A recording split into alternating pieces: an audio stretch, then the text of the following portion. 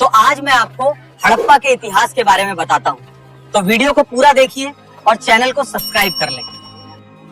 कहानी की शुरुआत किसी आर्कियोलॉजिस्ट से नहीं बल्कि एक भगोड़े से होती है। साल 1826 भारत का पंजाब इलाका जो आज पाकिस्तान में है, एक अंग्रेज सिपाही James Lewis British East India Company की सेना से भाग खड़ा हुआ था। उसे अपनी पहचान छुपानी थी, इसलिए उसने अपना नाम बदलकर चार्ल्स मैसन रख लिया। वह एक बंजारे की तरह घूम रहा था। तभी उसे एक अजीब जगह दिखाई दी। एक वीरान मैदान में ईंटों के बड़े बड़े टीले थे। वहाँ के स्थानीय लोग उन टीलों को भूतों का घर कहते थे। चार्ल्स मैसन ने अपनी डायरी में लिखा कि यहाँ एक विशाल प्राचीन शहर के खंडर हैं। ये जगह सिकंदर महान के समय की लग रही है। मैसन को अंदाजा नहीं था कि वह जिस चीज को देख रहा है वह सिकंदर से भी 2000 साल पुरानी है। वह हड़प्पा के खंडर देख रहा था, लेकिन उस वक्त किसी ने उसकी बात पर ध्यान नहीं दिया। 30 साल बाद 1856 में एक भयानक गलती हुई जिसने इतिहास को लगभग मिटा ही दिया था। अंग्रेज कराची से लाहौर तक रेलवे लाइन बिछा रहे थे। उन्हें पटरियों के नीचे बिछाने के लिए पत्थरों की जरूरत थी। मजदूरों को पास ही में हड़प्पा के खंडर मिले। वहाँ लाखों की तादाद में पक्की ईंटें पड़ी थीं। अंग्रेज इंजीनियरों ने सोचा, वाह, मुफ्त की ईंटें। बिना सोचे समझे उन्होंने हड़प्पा की हजारों साल पुरानी इमारतों को तोड़कर उनकी ईंटें रेलवे लाइन के नीचे बिछा दी। इतिहासकारों का कहना है कि लगभग 160 किलोमीटर लंबी रेलवे लाइन हड़प्पा की ईंटों पर टिकी है। अनजाने में दुनिया की सबसे पुरानी सभ्यता का एक बड़ा हिस्सा ट्रेन के पहियों के नीचे कुचल दिया गया। साल 1920 भारत में पुरातत्व विभाग के director general sir John Marshall थे। उनके साथ 2 भारतीय आर्कियोलॉजिस्ट काम कर रहे थे, दयाराम साहनी और राखाल दास बनर्जी। दयाराम साहनी ने हड़प्पा में खुदाई शुरू की और राखाल दास बनर्जी ने सिंध में एक और टीले को खोदना शुरू किया जिसे स्थानीय लोग मोहनजोदड़ो कहते थे, जिसका सिंधी भाषा में मतलब था मुर्दों का टीला। जैसे जैसे मिट्टी हटती गई, एक ऐसी दुनिया सामने आई जिसने पूरी दुनिया को चौंका दिया। यह कोई मामूली गांव नहीं था, यह एक मेट्रोपॉलिटन सिटी था। सीधी सड़कें जो एक दूसरे को 90 डिग्री पर काटती थीं, पक्की ईंटों के 2 मंजिला और 3 मंजिला घर, हर घर में अपना कुआं और बाथरूम, और सबसे हैरान करने वाली बात, कवर्ड ड्रेनेज सिस्टम। नालियां ढकी हुई थीं और हर घर का गंदा पानी मेन सीवर लाइन में जाता था। लंदन और पेरिस में भी उस वक्त ऐसा सीवेज सिस्टम नहीं था जैसा 5000 साल पहले भारत के लोगों ने बना लिया था। जॉन मार्शल ने पूरी दुनिया के सामने ऐलान किया कि भारत का इतिहास अब 2000 साल नहीं बल्कि 5000 साल पुराना हो गया है। सिंधु घाटी सभ्यता की सबसे बड़ी पहेली इसकी समानता है। हड़प्पा से लेकर मोहनजोदड़ो तक, लोथल से लेकर कालीबंगन तक, यह सभ्यता 10 लाख वर्ग किलोमीटर में फैली थी, लेकिन हर शहर एक जैसा था। ईंटों का साइज हर जगह सेम था, बाट हर जगह सेम थे, सड़कों की चौड़ाई हर जगह सेम थी। बिना इंटरनेट, बिना फोन और बिना तेज गाड़ियों के इतने बड़े इलाके में इतना स्टैंडर्डाइजेशन कैसे संभव था? क्या कोई एक केंद्रीय सरकार थी जो सबको कंट्रोल करती थी, या ये लोग इतने अनुशासित थे कि खुद ही नियमों का पालन करते थे? आमतौर पर जब हम मिस्र या मेसोपोटामिया की पुरानी सभ्यताओं को देखते हैं तो वहाँ सबसे बड़ी इमारतें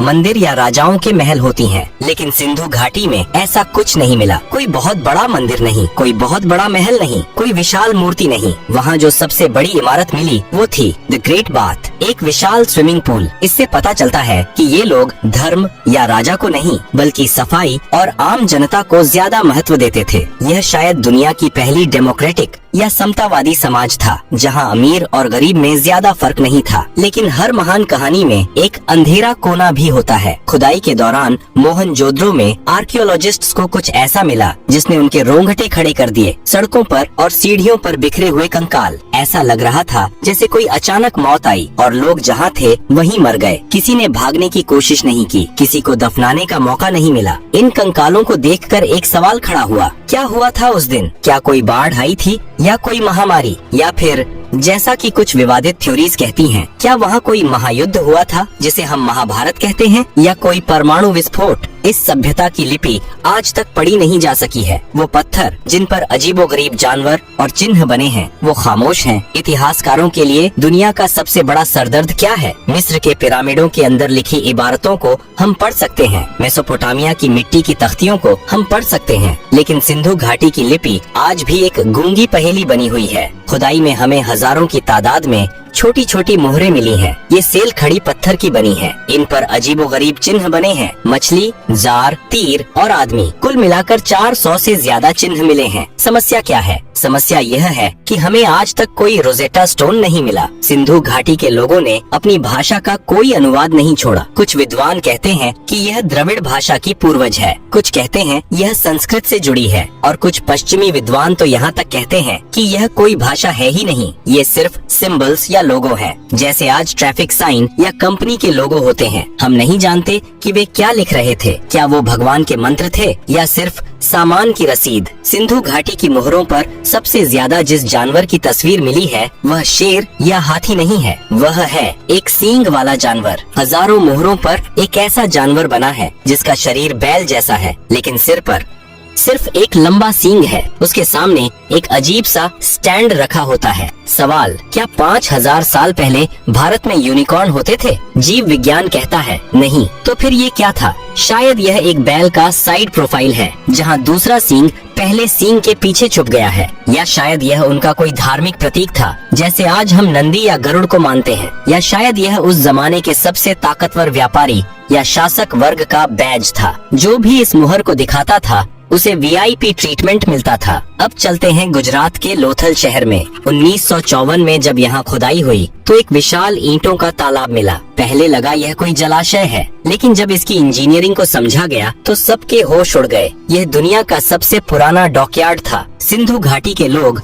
हाइड्रोलिक इंजीनियरिंग के उस्ताद थे। उन्होंने समुद्र और साबरमती नदी के पानी को शहर तक लाने के लिए एक नहर बनाई। उन्होंने टाइडल लॉक सिस्टम बनाया था, यानी जब ज्वार आता तो जहाज अंदर आ जाते और जब पानी कम होता तो लकड़ी के दरवाजे बंद कर दिए जाते ताकि जहाज कीचड़ में न फंसे। लोथल से मोहरें मिली हैं जो फारस की खाड़ी और ओमान की हैं। मेसोपोटामिया के राजाओं ने अपने लेखों में लिखा है कि वे मेलुहा नाम के देश से सामान मंगवाते थे। इतिहासकार मानते हैं कि मेलुहा ही सिंधु घाटी सभ्यता का असली नाम था। ये लोग दुनिया के पहले इंटरनेशनल बिजनेसमैन थे जो कारेलियन मनके, हाथी दांत और मोर निर्यात करते थे। मोहनजोदड़ो की खुदाई में 10.5 सेंटीमीटर की एक छोटी सी कांसे की मूर्ति मिली जिसे दुनिया डांसिंग गर्ल कहती है। यह मूर्ति उस जमाने की मनोविज्ञान और फैशन को समझने की खिड़की है। वह लड़की नग्न है, लेकिन उसके एक हाथ में ऊपर से नीचे तक चूड़ियां भरी हुई हैं। उसका एक हाथ कमर पर है और सिर थोड़ा पीछे झुका हुआ है। उसके चेहरे पर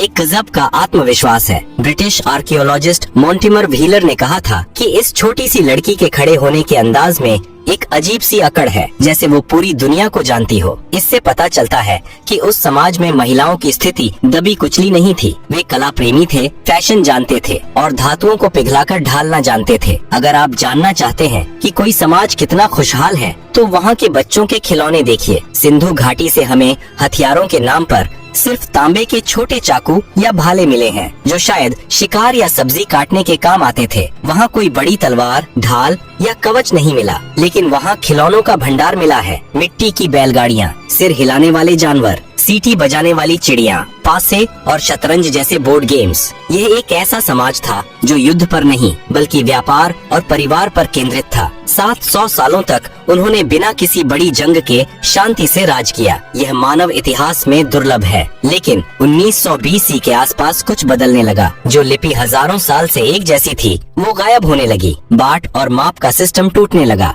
लोथल का बंदरगाह सूखने लगा और मोहनजोदड़ो की साफ सुथरी सड़कों पर अवैध निर्माण होने लगे। वह महान अनुशासन, वो केंद्रीय शक्ति जो सबको जोड़े हुए थी, वो बिखर रही थी। और फिर लोग अपने भरे पूरे घरों को छोड़कर जाने लगे। क्या हुआ था? क्या प्रकृति ने बदला लिया था या कोई बाहरी दुश्मन आ गया था? धोलावीरा शहर के गेट पर एक गिरा हुआ साइन बोर्ड मिला है जिस पर 10 बड़े अक्षर लिखे हैं। यह दुनिया का सबसे पुराना साइन बोर्ड है। शायद उस पर लिखा था स्वागत है, लेकिन अब उस शहर में स्वागत करने वाला कोई नहीं बचा था। साल 1944 British archaeologist sir Mortimer wheeler पुरातत्व विभाग के प्रमुख बने। उन्होंने मोहनजोदड़ो में मिले उन बिखरे हुए 37 कंकालों को देखा। व्हीलर ने एक सनसनीखेज थ्योरी दी। उन्होंने ऋग्वेद का हवाला दिया जहां भगवान इंद्र को पुरंदर कहा गया है, जिसका अर्थ है किलों को तोड़ने वाला। व्हीलर ने अदालत के अंदाज में कहा कि सिंधु घाटी सभ्यता की हत्या का आरोपी इंद्र है। उनकी थ्योरी थी आर्य आक्रमण। उन्होंने कहा कि मध्य एशिया से घोड़ों पर सवार होकर आर्य आए। उन्होंने इन शांति प्रिय व्यापारियों पर हमला किया और सबका कत्लेआम कर दिया। दिया। दशकों तक स्कूलों में यही पढ़ाया गया,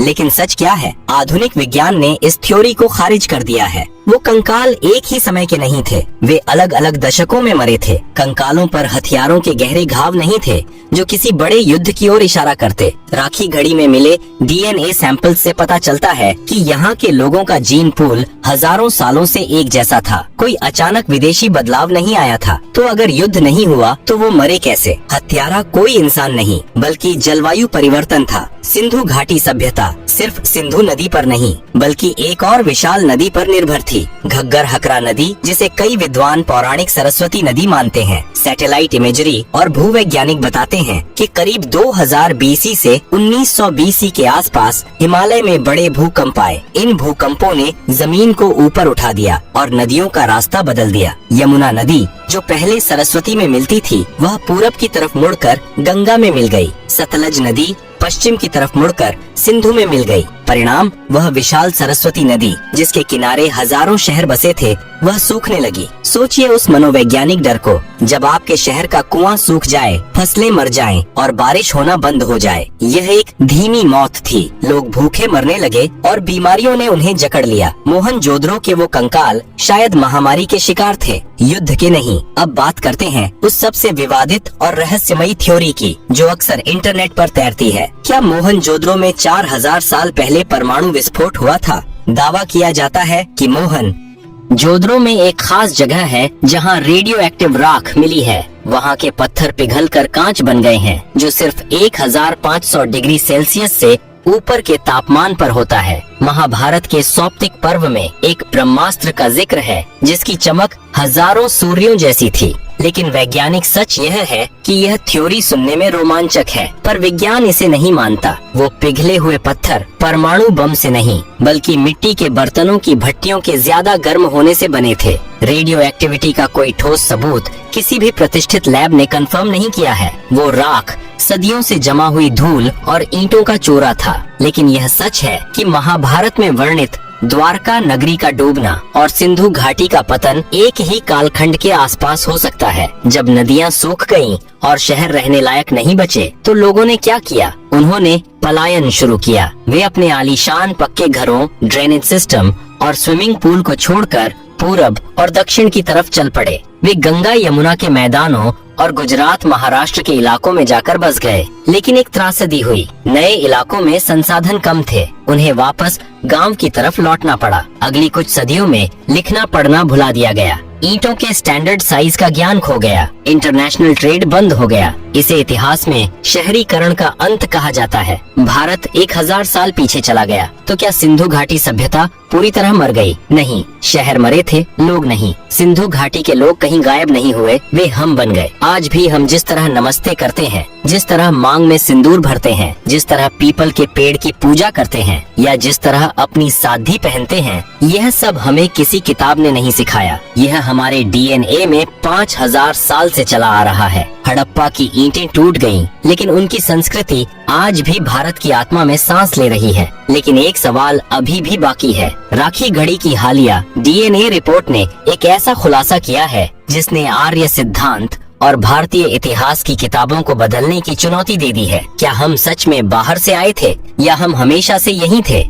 हरियाणा का हिसार जिला, यहाँ एक गांव है राखी गढ़ी। यह जगह हड़प्पा और मोहनजोदड़ो से भी बड़ी साइट मानी जा रही है। साल 2015 से 16 में यहाँ पुरातत्वविदों ने खुदाई की और उन्हें एक 4500 साल पुराना महिला का कंकाल मिला। वैज्ञानिकों ने इस कंकाल के कान की हड्डी से DNA निकाला। यह एक बहुत मुश्किल काम था, लेकिन कामयाबी मिली। 2019 में जब इस DNA की रिपोर्ट दुनिया के सामने आई, तो इतिहास की किताबों में भूचाल आ गया। उस महिला के DNA में स्टेपी यानी आर्यन जीन का कोई नामो निशान नहीं था। यानी तथाकथित आर्य उस समय वहाँ मौजूद नहीं थे। उसका DNA आज के दक्षिण भारतीय और उत्तर भारतीय दोनों से मेल खाता है। निष्कर्ष यह है कि हम सब, चाहे उत्तर के हों या दक्षिण के, उसी हड़प्पा महिला के वंशज हैं। आर्य और द्रविड़ की लड़ाई शायद राजनीति ने बनाई थी। विज्ञान ने साबित कर दिया कि हड़प्पा के लोग ही आधुनिक भारतीय हैं। हम कहीं बाहर से नहीं आए,